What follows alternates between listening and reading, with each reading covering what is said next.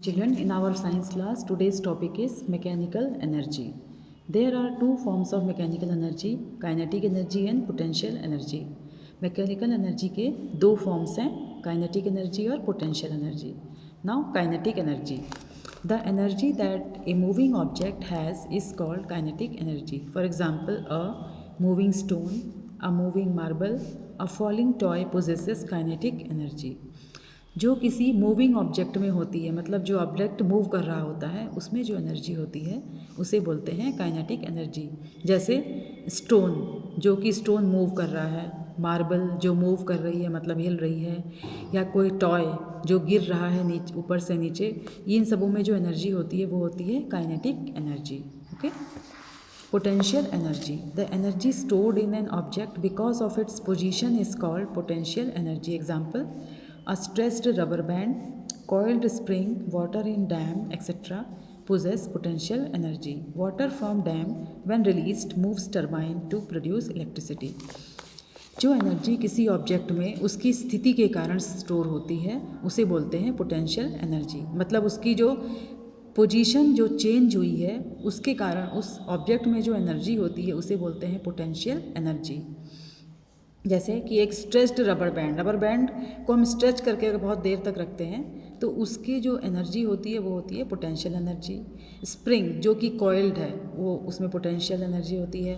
Water जो dam में होता है, रुका हुआ पानी होता है ना डैम में, मतलब स्थिर होता है पानी, तो उसमें जो एनर्जी होती है वो होती है पोटेंशियल एनर्जी। इसी डैम के वाटर की पोटेंशियल एनर्जी को हम यूज़ करते हैं वाटर को टरबाइंस को मूव करने के लिए, जिससे कि इलेक्ट्रिसिटी प्रोड्यूस होती है। Next topic is biogas. In many rural areas villagers are using biogas which is another type of renewable energy. Biogas और गोबर gas contains methane and it is an excellent fuel. It is used as household fuel for cooking.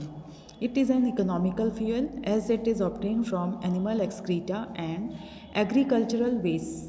Compost that is obtained as a byproduct is an excellent manure and saves using of costly synthetic fertilizers.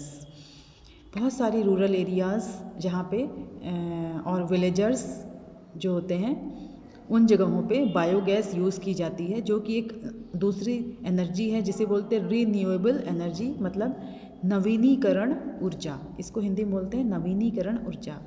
ज़्यादातर आजकल villages में इन चीज़ों का use होता है, और rural areas में मतलब जो बहुत दूर दराज के इलाके जहाँ पे साधन नहीं पहुँच पाते हैं वहाँ पे आजकल बायोगैस की एनर्जी मतलब रिन्यूएबल एनर्जी का यूज़ करते हैं। बायोगैस या गोबर गैस, इसमें मीथेन होती है जो कि एक बहुत अच्छा फ्यूल है। फ्यूल मीन्स ईंधन। इसे हम अपने घर के कुकिंग के लिए इस फ्यूल को यूज़ करते हैं। ओके। ये एक व्यावसायिक ईंधन है जिसे कि हम एनिमल एक्सक्रीटा और एग्रीकल्चरल वेस्ट से उत्पन्न करते हैं, बनाते हैं। ओके। कंपोस्ट वो भी एक बाई प्रोडक्ट है इसका, एक्सेलेंट मैन्योर का। ये आपको पता है कंपोस्ट खाद क्या होती है? जो सड़े हुए पत्ते, खाने, ये सब चीज़ों की जो खाद बनती है उसे बोलते हैं कंपोस्ट खाद। ठीक है। ये भी एक बहुत अच्छा मैन्योर है, और ये कॉस्टली सिंथेटिक फर्टिलाइज़र्स का यूज़ जो है कम करता है कंपोस्ट खाद। सिंथेटिक फर्टिलाइज़र्स क्या होते हैं? सिंथेटिक फर्टिलाइज़र्स वे होते हैं जो कि फैक्ट्री में जिनको हम बनाते हैं, जैसे यूरिया एक्सेट्रा। ओके। तो अगर सिंथेटिक फर्टिलाइज़र्स से ज़्यादा अच्छी होती है कंपोस्ट खाद, तो हम ज़्यादातर इसी को यूज़ करते हैं, कंपोस्ट खाद को। Next topic is light. Light is a form of energy. Light helps us to see everything around us. Sun and stars are the natural sources of light in the universe. Lamps, candles, bulbs, and tube lights are the artificial sources of light. Objects which have light of their own are called luminous objects. A glowing bulb, candle, or a torch are luminous objects. The sun is a luminous object. The objects which do not have light of their own are called non-luminous objects. A tree, human body, book, desk are non-luminous objects. The moon is also a non-luminous body as it does not have light of its own, but moon looks bright because it reflects sun's light. Light भी energy का एक form है। Light हमें हर चीज़ देखने के light से हम हर चीज़ देख पाते हैं, अपने चारों तरफ की हर चीज़ों को लाइट से ही देखते हैं। सन और स्टार्स ये जो है लाइट के नेचुरल सोर्स हैं, मतलब प्राकृतिक सोर्स हैं यूनिवर्स में। लैम्प, कैंडल, बल्ब्स, सनलाइट ये सब आर्टिफिशियल सोर्स हैं जो कि आदमी द्वारा बनाए गए हैं। ऑब्जेक्ट जिसकी अपनी खुद की लाइट होती है उसे बोलते हैं लुमिनस ऑब्जेक्ट, जैसे कि एक बल्ब, कैंडल, टॉर्च ये सब लुमिनस ऑब्जेक्ट हैं। सन भी एक लुमिनस ऑब्जेक्ट है क्योंकि उसमें खुद में लाइट होती है। ऑब्जेक्ट्स जिसमें खुद लाइट नहीं होती है उन्हें बोलते हैं नॉन लुमिनस ऑब्जेक्ट, जिसमें खुद के अंदर लाइट नहीं होती है उसे बोलते हैं नॉन लुमिनस, जैसे कि tree, human body, book, desk ये सब नॉन लुमिनस ऑब्जेक्ट हैं। मून भी नॉन लुमिनस है क्योंकि इसकी खुद की लाइट नहीं होती है, ये सन की लाइट को रिफ्लेक्ट करता है। Okay, now objects are of 3 types, they are transparent, translucent and opaque objects. Now transparent objects are those objects which allow light to pass through them easily.